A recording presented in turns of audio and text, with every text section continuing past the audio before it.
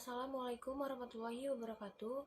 Nama saya Desalva Maharani Yustianto dari kelas 12 IPA 1. Di sini saya akan mempresentasikan materi dan menganalisis tentang hukum TKI korban kejahatan dan perbudakan di kapal asing. Peristiwa kekerasan yang menimpa anak buah kapal atau ABK Indonesia yang bekerja di kapal asing terus bermunculan. Ketidakberesan ternyata sudah dimulai sejak sang ABK hendak berangkat. Agen-agen akan memanipulasi kontrak, menilap gaji, tidak melapor, dan melepas tanggung jawab. Warga negara Indonesia terpaksa bertaruh nyawa di tengah lautan bersama kapal dan orang-orang asing yang menguras paksa tenaga mereka. Beberapa waktu yang lalu sempat heboh kasus perbudakan TKI di atas kapal Cina. Belakangan peristiwa serupa juga terjadi di atas kapal Italia.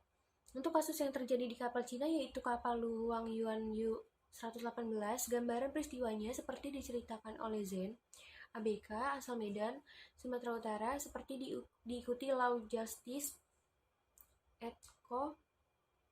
Ia bercerita mendapat informasi tentang lowongan untuk bekerja di kapal asing dari seseorang, sahabatnya di Tegal, Jawa Tengah. Karena kebutuhan akan pekerjaan, dia memutuskan untuk nekat berangkat ke Tegal. Dia dijanjikan gaji per bulan sebesar $350 atau sekitar 5,2 juta.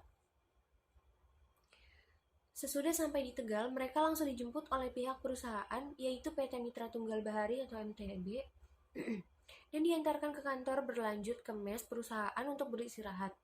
Sesudah berada di mes dan dirasakan sudah siap dengan semua dokumen telah terurus, lanjut Zain, pihak perusahaan langsung mengarahkan mereka kontrak kerja atau perjanjian kerja laut atau PKL. Saat itu dia dan kawan-kawannya tidak bisa membatalkan kontrak karena terancam sanksi. Setelah mendatangi semuanya, dokumen-dokumen penting itu hanya dipegang oleh pihak agen.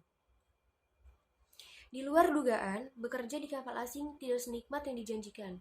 Zan dan puluhan ABK Indonesia lainnya dieksploitasi dengan taraf kehidupan di atas kapal yang tidak layak.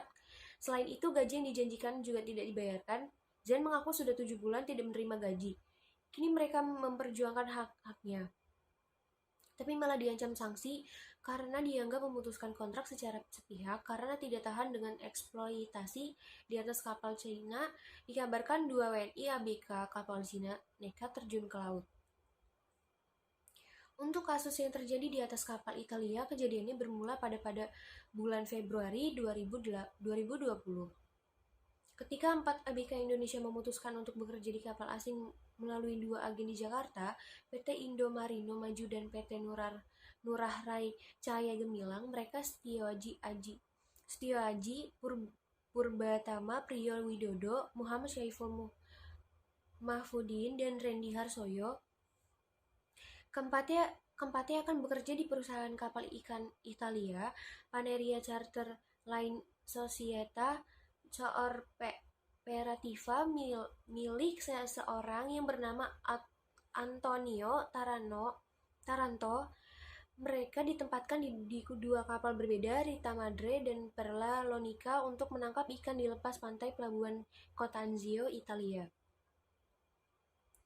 Tapi mereka alami jauh dari apa yang sebelumnya dibayangkan. Sejak pertama kali bekerja di sana, mereka sering mendapat perlakuan yang tidak adil. Diperlakukan berbeda dengan ABK asal Italia.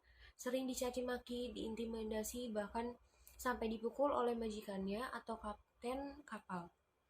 Sistem kerja pun amburadul. Kapal melaut 4-5 hari bersandar hanya kurang dari sehari, kemudian kembali berlayar mencari ikan. Ketika di atas kapal, keempat ABK Indonesia itu mengaku hanya punya waktu tidur 2-4 jam.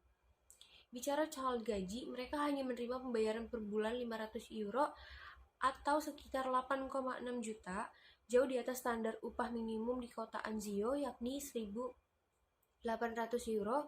Mereka pernah menanyakan soal besaran gaji yang jauh dari ekspektasi. Sang majikan mengaku sudah membayar €1.200, di mana €700 lainnya telah disetorkan kepada agen-agen mereka di Jakarta. Seperti diceritakan pada wartawan lawjustice.co, Aji menceritakan bagaimana tersiksanya mereka selama 5 bulan terakhir sejak awal kedatangan majikan tidak memperlakukan secara adil. Terus terulangnya peristiwa perbudakan dan kejahatan di atas kapal asing yang dialami oleh para TKI ini memunculkan suatu pertanyaan, seperti apa sebenarnya perangkat hukum nasional maupun internasional melindungi keselamatan mereka, seperti apa relevansi perlindungan hukum ketentuan-ketentuan tersebut terhadap TKI yang bekerja baik di kapal Cina maupun Italia disalirkan, diperbudak oleh mereka. Perlindungan hukum TKI menjadi ABK di kapal asing tenaga kerja Indonesia atau TKI yang menjadi anak buah kapal atau ABK adalah semua orang yang bekerja di kapal, yang bertugas untuk mengoperasikan dan memelihara kapal dan muatannya, kecuali nahkoda. Begitulah menurut hukum laut, dalam menjalankan tugasnya mereka sering mengalami kesulitan yang disebabkan oleh banyak hal, mulai dari pelecehan seksual, pelanggaran HAM, hingga kejahatan perdagangan manusia yang mengarah karena perbudakan. Keberadaan mereka di tengah laut menyebabkan pemerintah kesulitan memantau mereka. Sejauh ini Indonesia memang merupakan salah satu negara pengirim terbesar tenaga kerja di bidang perikanan, terutama ABK. Berbagai permasalahan sering terjadi pada tenaga kerja Indonesia, baik saat pra-penempatan, selama penempatan, dan purna penempatan. Perlindungan dalam fase tersebut sangat dibutuhkan guna mendapatkan perlindungan yang sesuai dengan peraturan perundang-undangan. Sekian dari saya. Wassalamualaikum warahmatullahi wabarakatuh.